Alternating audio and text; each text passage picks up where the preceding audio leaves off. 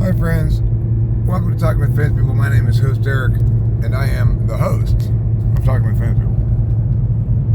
Somebody in an earlier stream today came in and was talking about the role of speculation, which is to say, high risk, high return investment, I guess. But you could define it in various ways. You could define it as implicit to some kind of bubble in a market, right?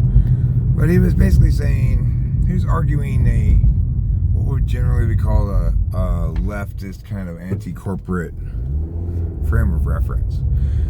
And what I was trying to explain, in part, but I don't think I successfully did, was because I'm frequently critiquing how people do engage with politics, but I'm not providing a good alternative that's a clear set of something that people can follow. It's not really instructions, but something that people can actually do.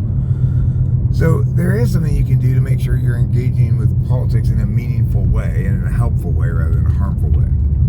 So the key thing about politics is it's about problems and solutions more than anything else.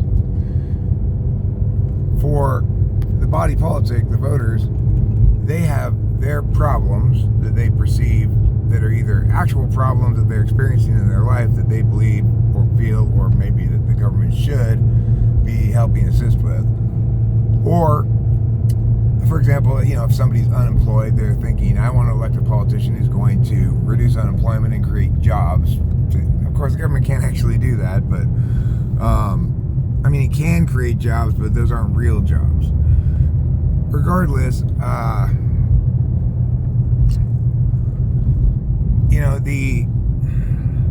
the point I'm trying to get at is that when you are engaging politically, it's important to understand that the initial spot is some kind of problem in the status quo. So, and it's fine to articulate what that problem is. It's necessary to articulate what that problem is.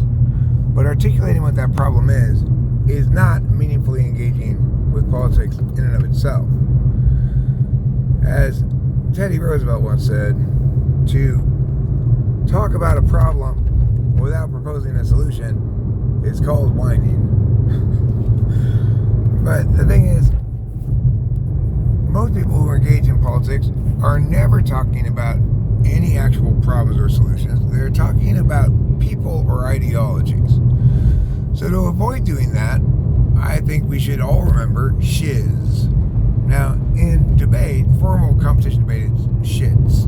But the T is specific to competition debate, is the topicality thing. So I want to just say S.H.I.S. S-H-I-S. S, significance. H, harms. I, inherency. S, solvency.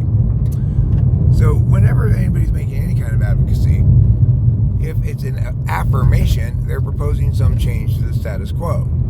And if we are to affirm their affirmation, then it needs to do this amount of work if nothing else. It needs to do S.H.I.S.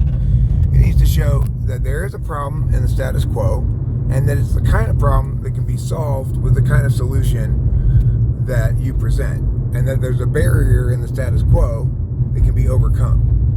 So, in other words, yes, there is a problem with too many leaves on the lawn.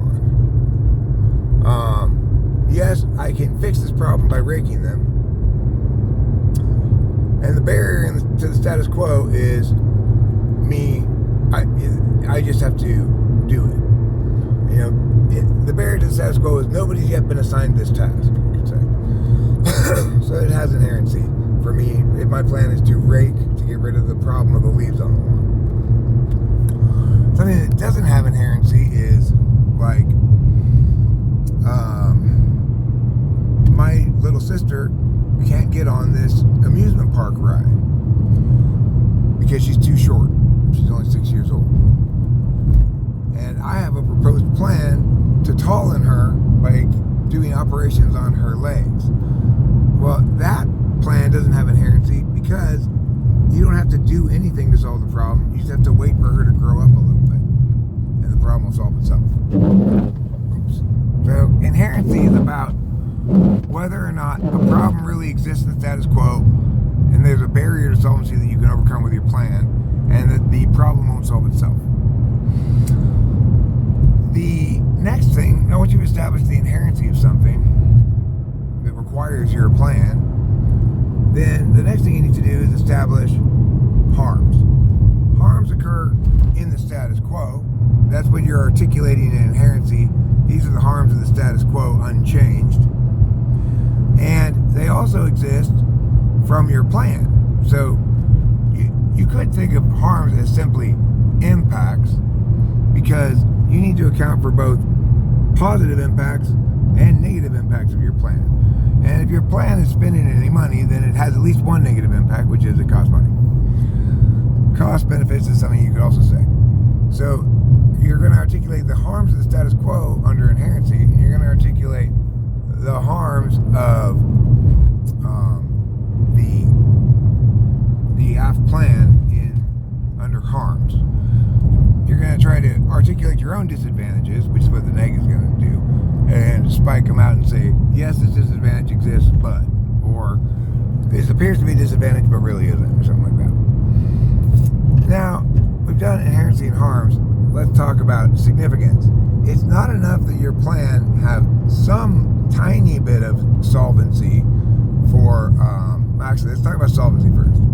So, the third thing is solvency. That means you need to show how and why and to what extent your plan will solve the problem you've articulated in inherency, under inherency.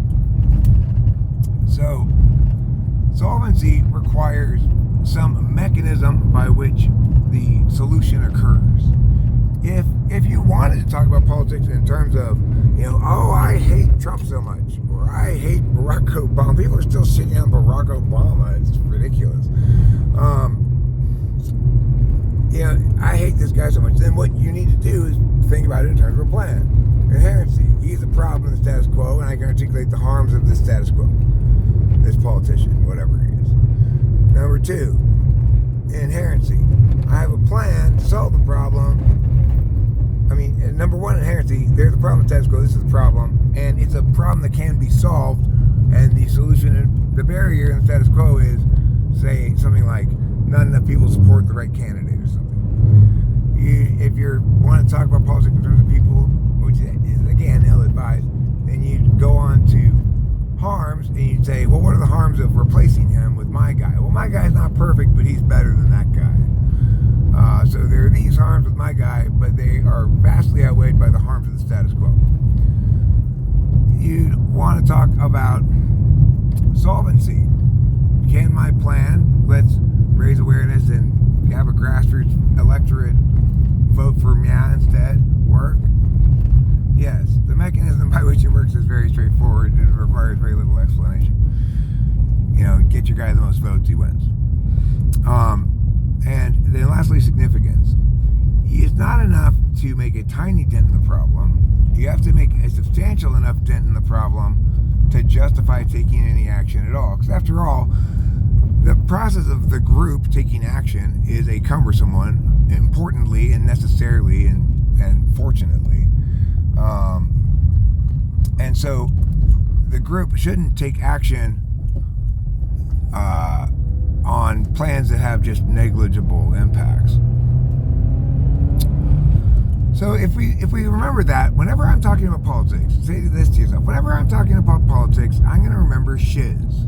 I'm going to remember that I need to establish inherency, harms, solvency, and significance. And if I'm not doing any of those things, then I'm just whining.